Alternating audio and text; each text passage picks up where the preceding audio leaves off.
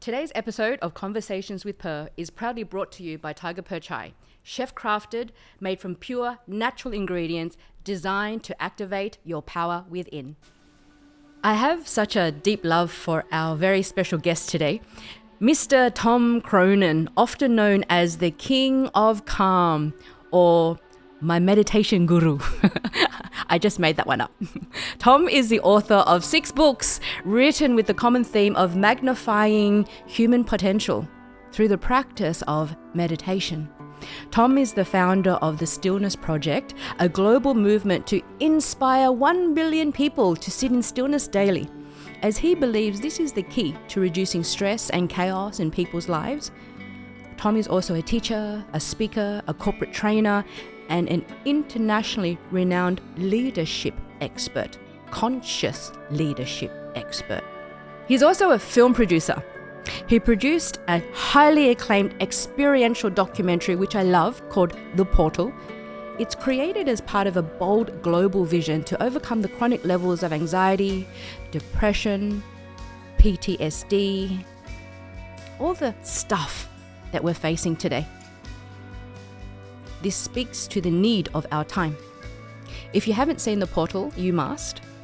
And it gives me great joy to be sharing this conversation with Purrr with my very good friend, Mr. Tom Cronin. Hello, Tom. Pauline. Welcome to Red Lantern. Nice to see you. Mr. Cronin. I love your Take a seat. hugs. They're always so good. Delicious, Nourishing. Delicious hugs. Delicious is a good word for it. Have some delicious tea. Yes, please. Cheers. Cheers. Thank you. Now, the last time I had this amazing Yes, I was tea, just thinking about I that. was awake for 3 days after I had your tea. So I'm just thinking, okay, what have I got on tomorrow? Have it before bed. It's got something electric in this, I have to say. It's delicious today. So good. Tom, you know I love you, right?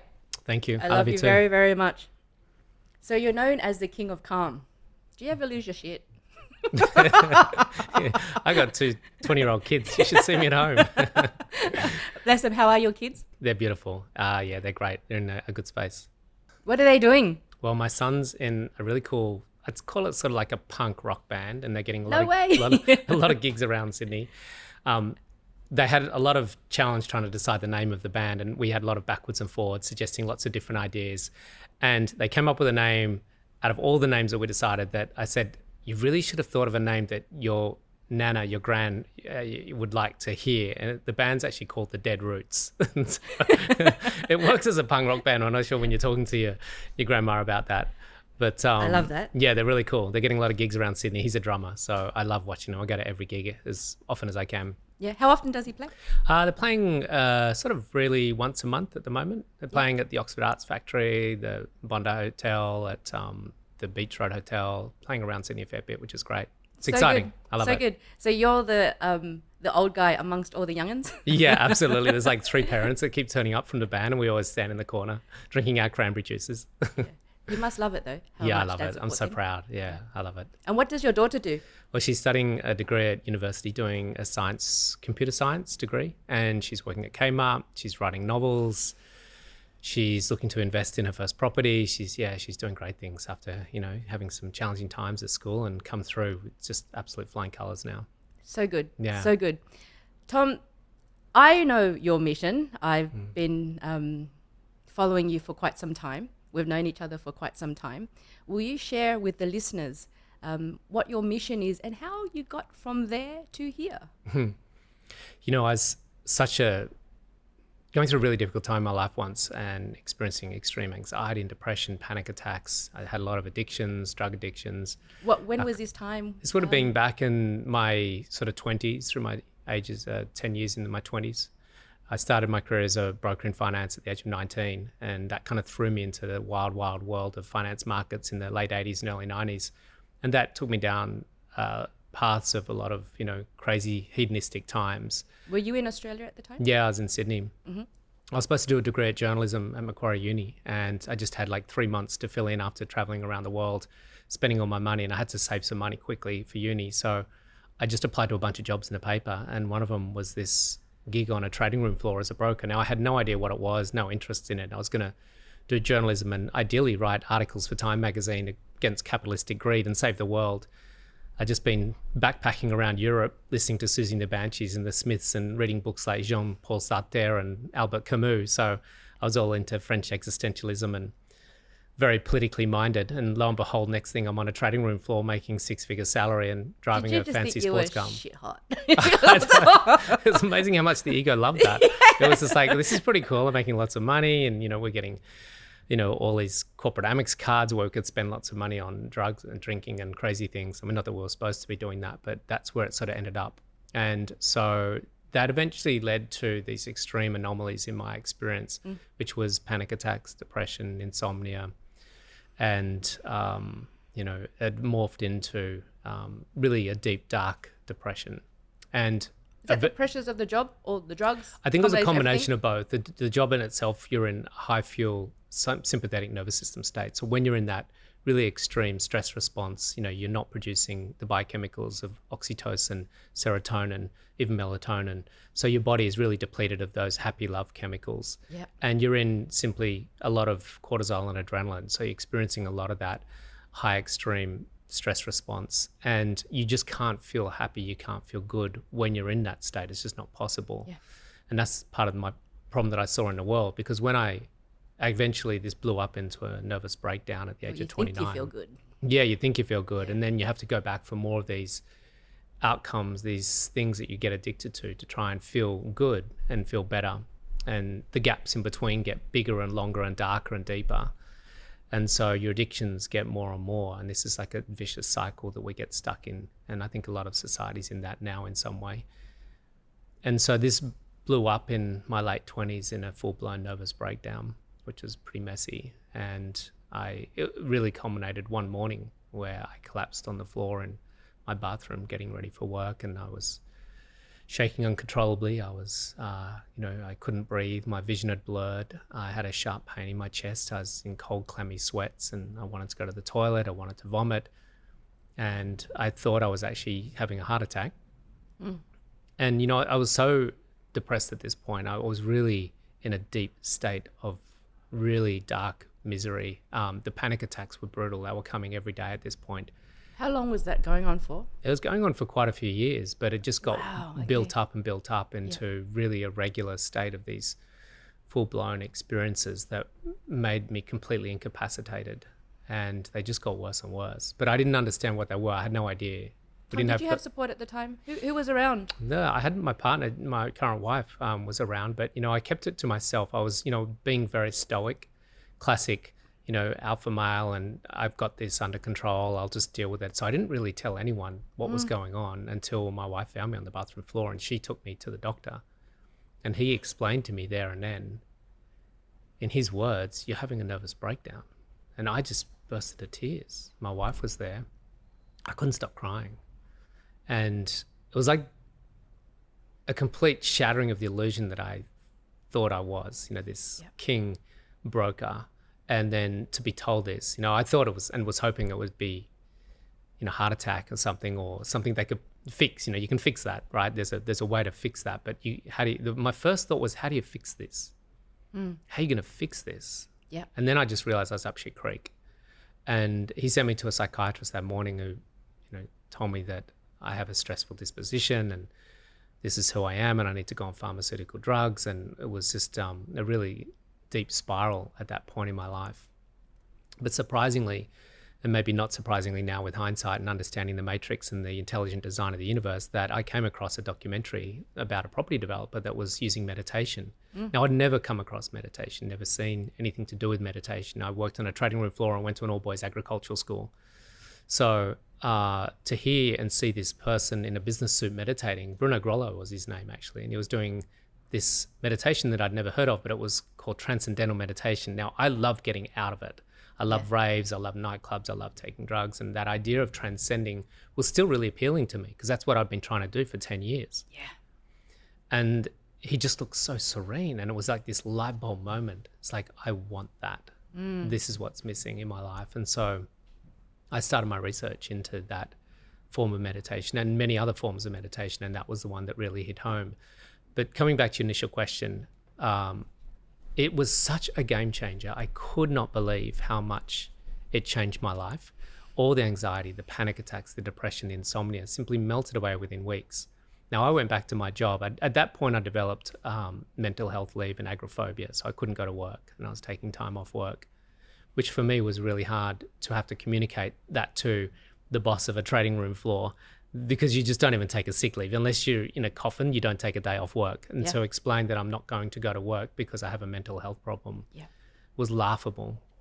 And it was really crushing for my big inflated ego at that point in time to have to do that.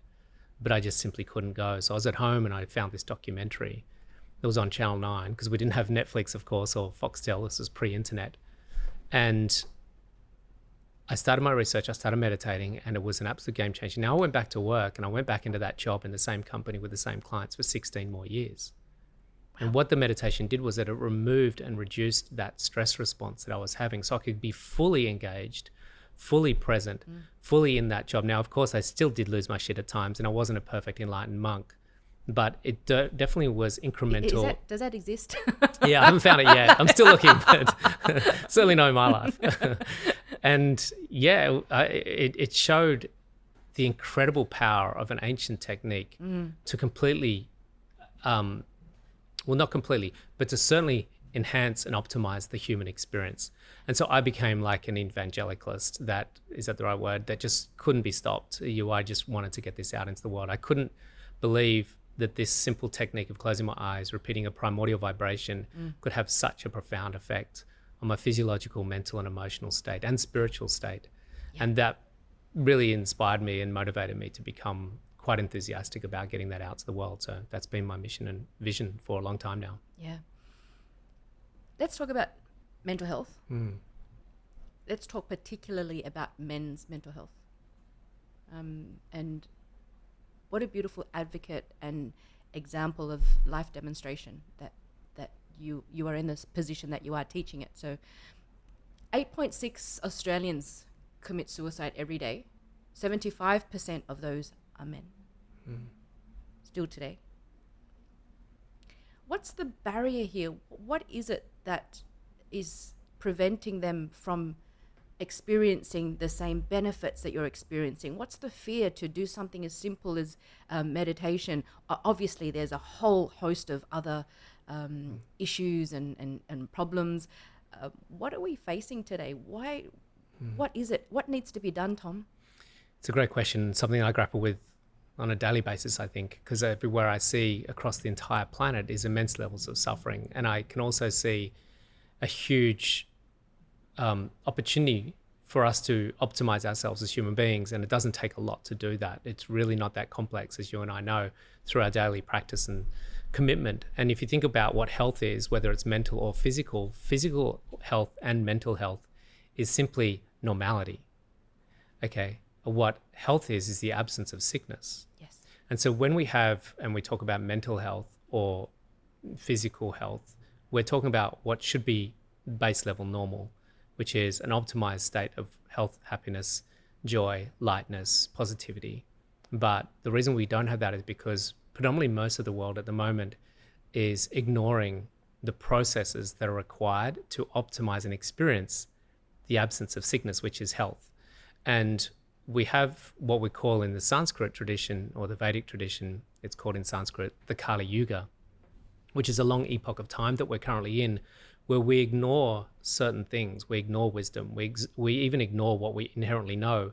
Classic example, you can have a packet of cigarettes with a photo that this product will give you gangrene of your foot, but we will ignore that information and we will still adhere to the desires, the addictions, the cravings that we have within us because of that lack of fulfillment. And this is where meditation, I think, comes in and plays a dual sort of effect, where it can actually help eradicate those desires and cravings and addictions simultaneously by giving us access to what we already are, yes, which is this incredible state of fulfilled, divine, soulful being. And it's just that at the moment we have a world that isn't interested in the inward journey yet. Yeah. We're still very interested in the outward journey, and we've become even more obsessed about our addictions and attractions towards the outward world. And that's causing huge amounts of, I guess, anomalies and dysfunction and eventually disease, which is what happened to me as well. As long as we continue to crave our source of identity and fulfillment from the outside world, the universal intelligence, the design of all, all things, will continue to let us know through that message that that's not where we're going to find it, and it will continue to bestow karma of some sort onto us. Yeah. And that's what disease is, and that's what sickness is. Yes. It's just a mechanism, a communication system to guide us into a better way of doing things. But unfortunately at this stage, like it was for me for 10 years, we tend to ignore that voice, that messaging system. And it usually takes quite a gargantuan slap in the face from the universe, which is always an intelligent design that's looking after us, to help us to find our way forward. Yeah. If we don't regulate ourselves, the universe is going to regulate. It's so true. It's going to slap us in the face to get us back into homeostasis. So true. Did you not listen? How about this? You back there yet? And it's wonderful to know that that caring force is there, isn't it? If we can actually allow ourselves to see healing. That. Yeah. I love the distinction that you just made, Tom, being that to answer my question on what's the barrier, it's not that we have to learn something new. It is to remind ourselves of something that's already there. It's already there. So Kali Yuga, when's that going to end? In the ancient tradition, they used to say it was going to be thousands and thousands of years away. But I think my feeling is, which is a whole different slant on it, because what traditionally follows on, or what will follow on from the Kali Yuga, is a period called Satya Yuga. S-A-T means wisdom. It's when inherent wisdom, that what we're discussing about here, is exponentially and openly known across the whole community. That's the global community. And it's embraced and lived and breathed. And that transition is something that we're in now. We're transitioning from the Kali into the Sat, which means that the fact that we're having this conversation, which will go out across many channels and many people around the world can access this, which didn't happen even just 15 years ago. And so what I think they underestimated when they initially forecast the Sat Yuga window of time, they call it the golden age, or the age of enlightenment, when wisdom prevails, when harmony prevails, when the sense of unity is experienced by individuals, then they were forecasting it thousands and thousands of years away, like tens of thousands, if not hundreds of thousands. But I think what they were underestimating was the exponential level of movement of information. Yeah. Because if you think when the ancient Vedic tradition was being discussed and, sat around fires and ashrams and monasteries thousands of years ago, some say 5,000 to 7,000, the movement. There was no internet. Yeah, there was no internet, right? So to move information from one district to another, or from one country to another, would take weeks, months, years if it was going to traverse from one community to another. Whereas now it can happen in a nanosecond, and it can go global. And so I think what we're seeing now is an exponential shift into awareness, which is really exciting. It is exciting. Yeah, it's really exciting. It's phenomenally how quick this is happening, where 15-year-olds are posting memes about, cosmic consciousness, and the Dalai Lama has, millions and millions of followers on Instagram. We've even got past living enlightened beings like Sri Sri Anandamayi Ma and Ramana Maharshi and Paramahansa Yogananda, these beautiful enlightened beings, actually have Instagram accounts where they're sharing, recaptured information from the message that they were living and breathing and talking about many years ago. So I think we're going to see this happening, this enlightening, this awakening on the planet happen exponentially. And it's going to be an interesting time, because there's going to be also at the same time a resistance to that and a suppression of that, because there's a lot of people on the planet that won't want that awakening to happen. The last thing our current model wants, as far as those people that control the current model, they don't want happy and healthy people. This system is designed currently that we operate within for people to be unhappy and unhealthy. And we don't know what an economic model looks like when people are infinitely happy and healthy, or not infinitely, but generally happy and healthy, and they don't need to go to the shopping mall on a Saturday to buy 15 boxes of clothes to try and get some level of fulfillment because of the tough week that they've had. So it's going to be interesting. No one's got the blueprint or the design for what a business model looks like, an economic model, a financial system for fulfilled people. It's exciting also with the fact that it's in the stages of being created. Yeah, that's right. This Yeah. beautiful organic process, and there's verbiage that hasn't been created yet. There's concepts that have yet to be solidified. It's exciting times, really, Really really exciting. times. And I think we're seeing just the early glimpses Yeah. of that emergence. This is what you and I are obviously working on now, is to bring these concepts, these teachings, and these ways of doing things into the business world, because I think that's where it's actually going to be led. Yes, of course. 2023 is a 7-year. 2 plus 0 plus 2 plus 3 is a 7-year. It's the year of the spiritualist. It's the year to see things from a higher level of mind. And they say you only need 7 to 10% of the whole population to back an idea, to be behind some sort of a movement for it to have that tipping point and into the greater consciousness. It really is an exciting time. Yeah. I've been watching your journey for a very long time, Tom, and so the Stillness Project, to now be teaching that. Can you tell us now about the Stillness Project and then leading to this amazing film that you've created called The Portal? Yeah, the Stillness Project was this idea when I realized meditation was so powerful, and this particular style of meditation was phenomenally effective in changing my state and optimizing me more and more, which is an ongoing process. It's still in play, even 27 years later. I don't think we actually get there, even though I thought I was going to get there at some point. But the Stillness Project was a vision that I had where I could see that most of the world's problems came from a state of mind or consciousness of the people that were living on the planet. And if we could open that up, change that state, get them to de-excite through this technique, then it just was blatantly obvious that the world would be a better place. And I thought we have to start from that. We can't start by planting more trees or changing companies, and that's all good. That's all good.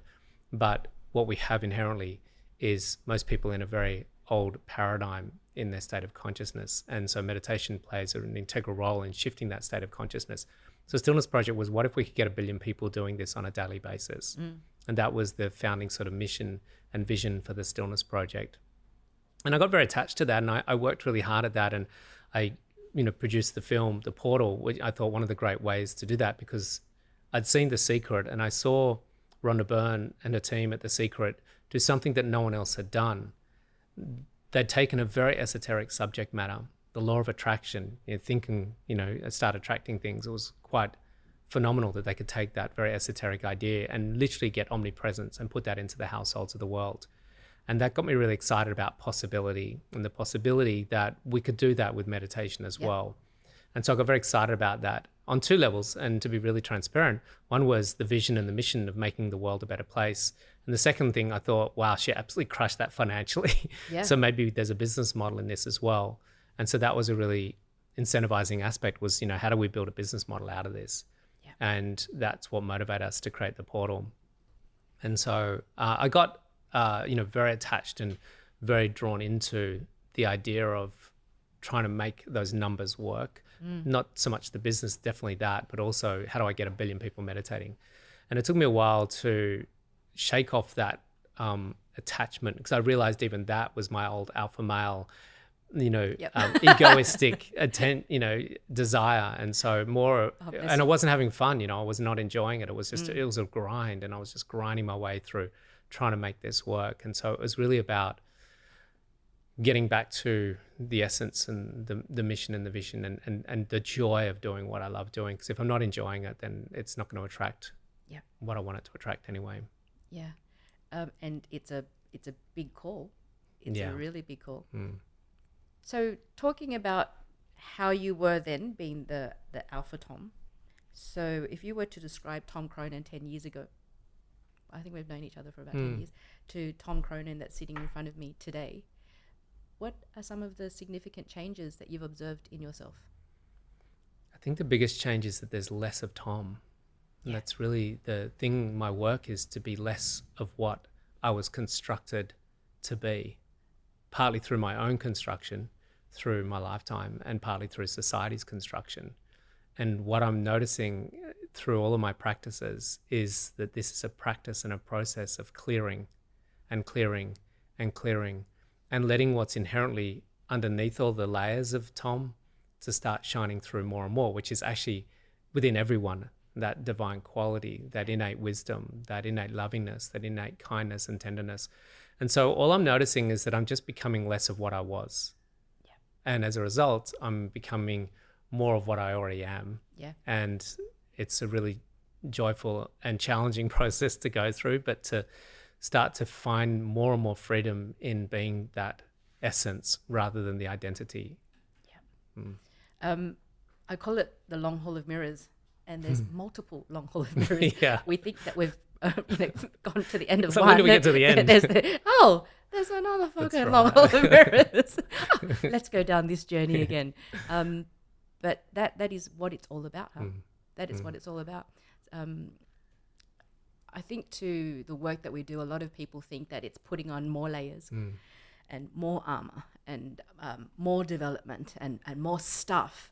But what it actually is, it's the taking off of. Yeah. It's the taking on. I'm going to take this off. It's bloody heavy. I'm going to take this off until we stand there in our nakedness and say, this is me. It's like, who is Pauline? I don't know.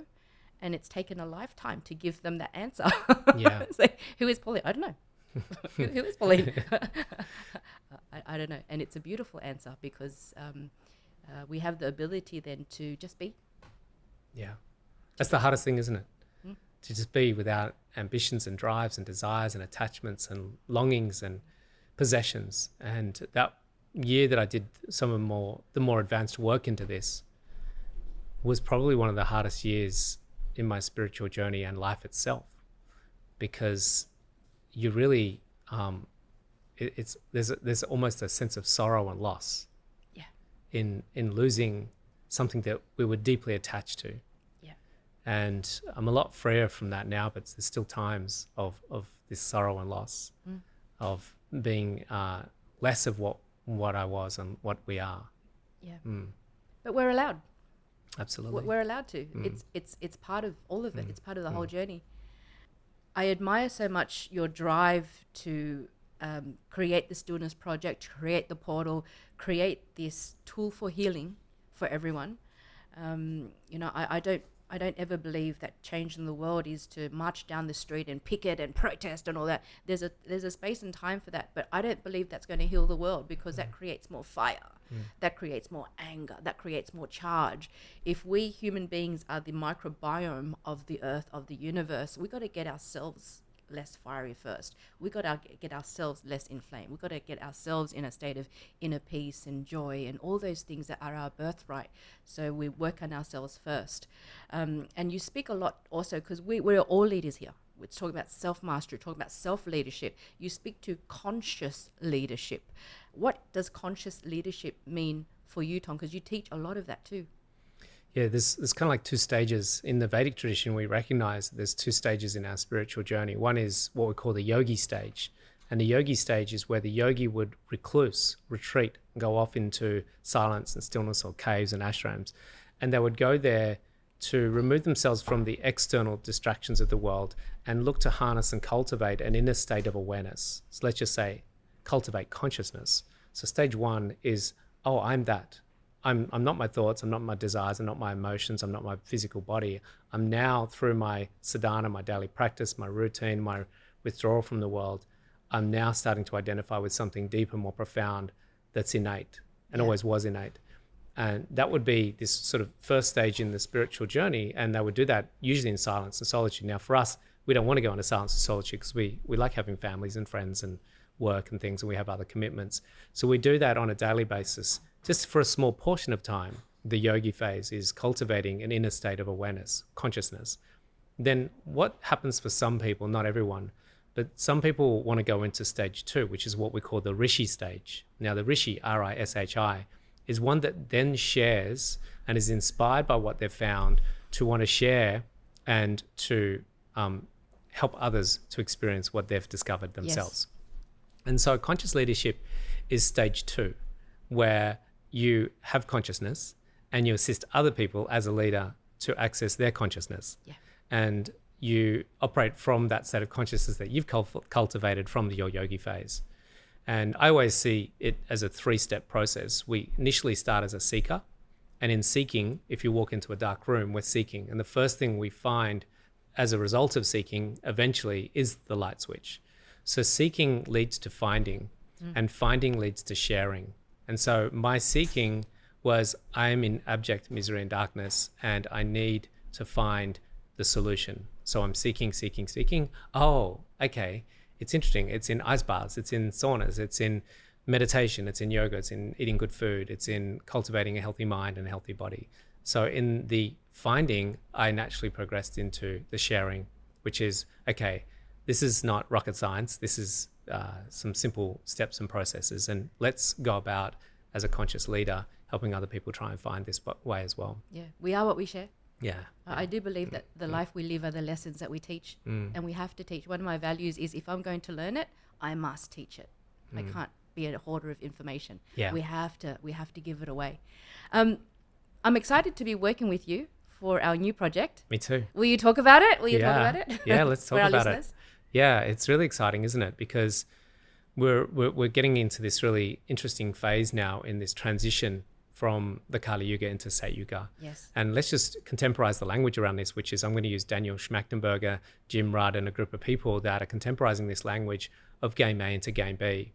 And game A is a self-terminating game, and it's a win-lose paradigm. Yeah. Whereas game B is a win-win paradigm, and it's an infinite playing game, where the point of the game is to actually keep playing the game, because by you playing the game, you're contributing to the uplift of society and the planet as a whole.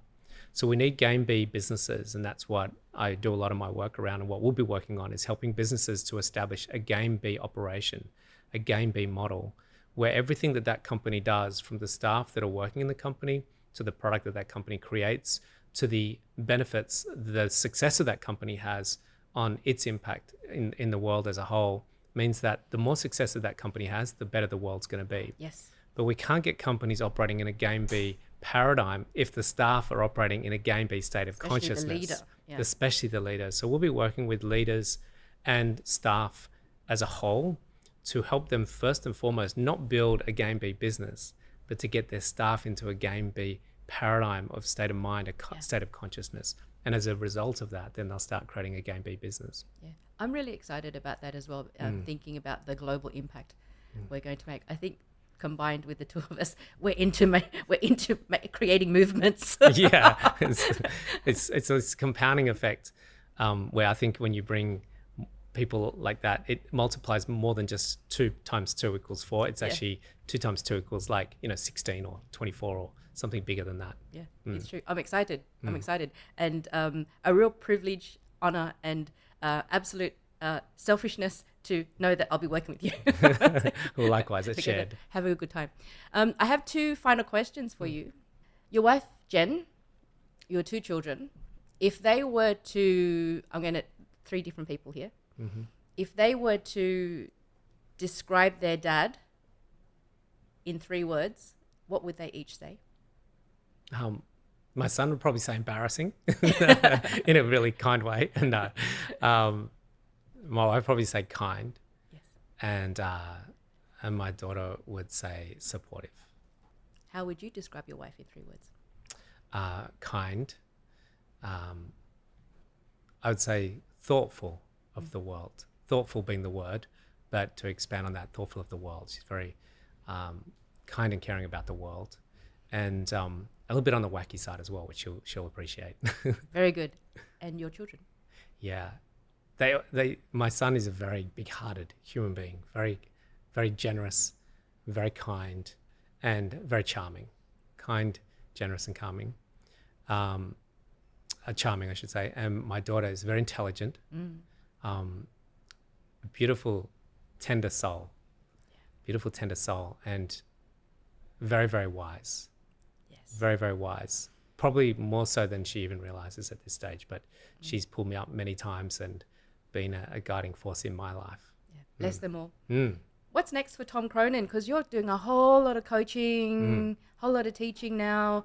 Will you tell the listeners a little bit more about that? How can they find you? How can they work with you? Yeah, I really love working with conscious leaders in the world. So Gritstone is something I'm really excited about, working with you and going into businesses and helping businesses. I love working with people that are they say some of the best people to coach are people that are 5% behind you. So people coming through the journey that I've been on, teaching meditation, yoga teachers, healers, speakers, giving them some of the structure and the motivation and the inspiration to build conscious businesses. A lot of people really struggle with things like marketing themselves, I think you mentioned before, and for them getting a business model around it. A lot of them treat it as a passion, and because they don't treat it as a business, I have to get them to get into that sort of yang mindset and have structure to that so they can actually sustain a living in it, because a lot of them are struggling to sustain a living in it. So I have a Zen Academy coaching program, which I love. It's a 12-week mentoring program for conscious leadership. And it's a beautiful program. We're halfway through the first beta testing of that, and it's been phenomenal feedback. Beautiful group of people, and I really just love mentoring them. So that's a really big part of what is a growing part of my business model. And then actually I've got some exciting things that I'm exploring, but one of them is I keep saying to work less, but it doesn't seem to happen. I had this idea that I'm going to play more golf and surf more, but when I weigh up, I could go for a surf, or I could coach another client. So I seem to get pulled back into doing my work because I love it so much. But I think I intellectualize to try and tell myself that I should do those fun things more.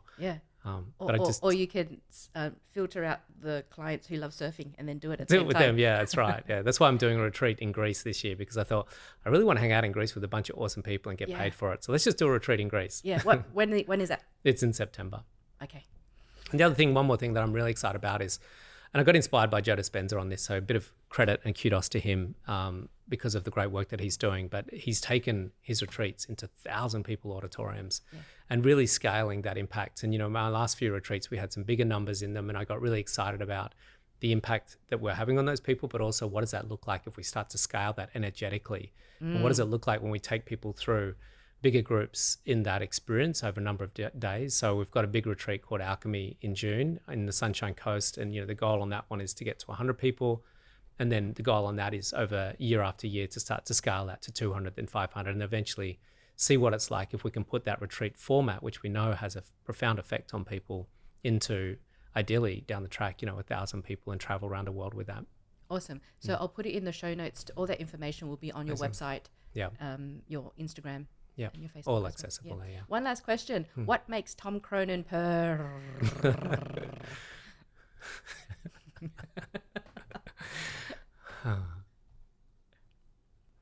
I just love humanity. I love life. I love nature. I love a sunrise. I love sweating in a sauna. I love my dog sitting on my lap at night while I watch TV with my wife. I love coming home and, my son and my daughter high-fiving me or giving me a hug. Just really simple things. Life is so simple, and we can squeeze so much joy out of it. And I try to do that on a daily basis. And it's not like I want a Learjet to fly around the world. I just want these joyful, simple things, gardening at my mum and dad's farm is, one of my joys. Watering the grass, and seeing that grow. So it's really simple. Yeah. That's one of my favorite words, joy. I experience joy at the beauty of a flower, the simplicity of the sunrise, the ebbs and flows of the ocean. Yeah, it doesn't take much to get me excited and tingling with joy. Yeah. Thank you so much for being with me today, my friend. And I want to show everyone your book. It's a beautiful book. And I am a big fan of the film also. I watched it on the big screen. That was a very special moment. Yeah. Thank you. Thank you. I love you. Thank Much you. love. Thank you very much.